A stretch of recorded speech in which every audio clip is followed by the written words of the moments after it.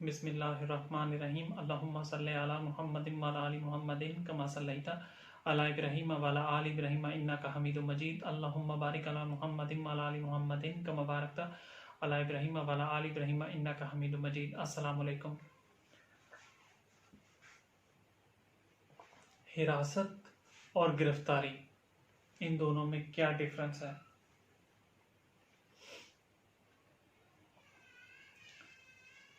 عام طور پر اس بارے میں ایک لے مین کو آگاہی نہیں ہوتی، ایک عام انسان کو آگاہی نہیں ہوتی کہ گرفتاری اور حراست ان دونوں میں کیا فرق ہے۔ ہم اس کو عام فہم زبان میں سمجھنے کی کوشش کرتے ہیں۔ اگر پولیس کسی شخص کو تھانہ میں بلاتی ہے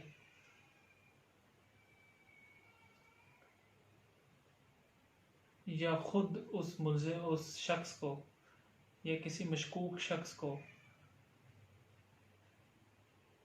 پولیس اپنے ہمراہ لے کر تھانہ میں لے جاتی ہے،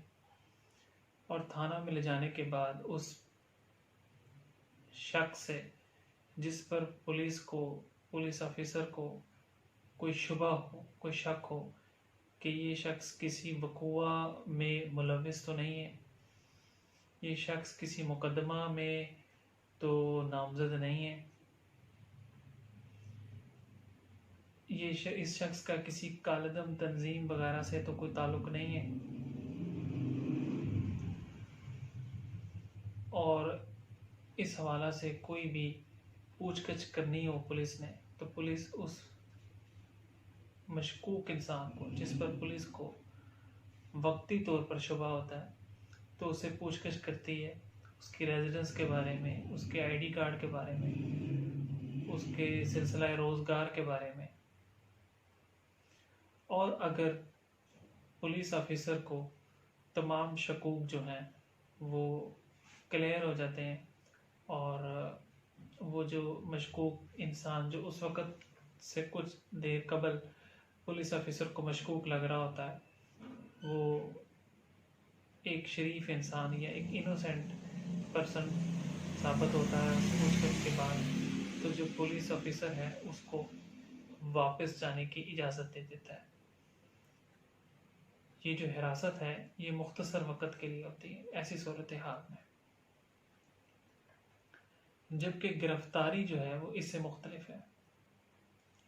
گرفتاری کو ہم کچھ اس طرح سے سمجھتے ہیں عام زبان میں، ایک لے مین کے لیے، ایک عام آدمی کے لیے، کہ اگر پولیس آفیسر نے کسی مشکوک شخص کو اپنی حراست میں لیا اور حراست میں لینے کے بعد اس سے پوچھ گچھ کی، اور پوچھ گچھ کے دوران یہ ثابت ہوا کہ وہ جو ملزم ہے وہ کسی وقوعہ میں ملوث ہے،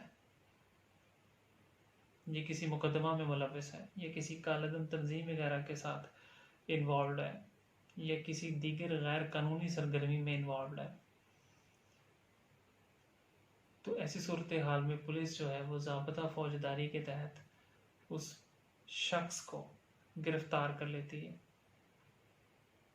اور گرفتار کرنے کے 24 گھنٹے کے اندر اندر ضابطہ فوجداری کے سیکشن 61 کے تحت اس کو روبرو مجسٹریٹ پیش کر دیتی ہے، اور مجسٹریٹ صاحب جو ہیں وہ تفتیشی افیسر کی صدا پر یا تو اس کا جسمانی ریمانڈ دے دیتے ہیں یا اس کو جوڈیشل ریمانڈ پر جیل بھیج دیتے ہیں۔ اس کو ہم نے ایک دیگر ویڈیو میں جسمانی ریمانڈ کو، جوڈیشل ریمانڈ کو علیحدہ پراپرلی ڈسکس کیا ہوا ہے، تو کائنڈلی وہ ویڈیوز آپ ملاحظہ فرما لیجئے گا۔ اب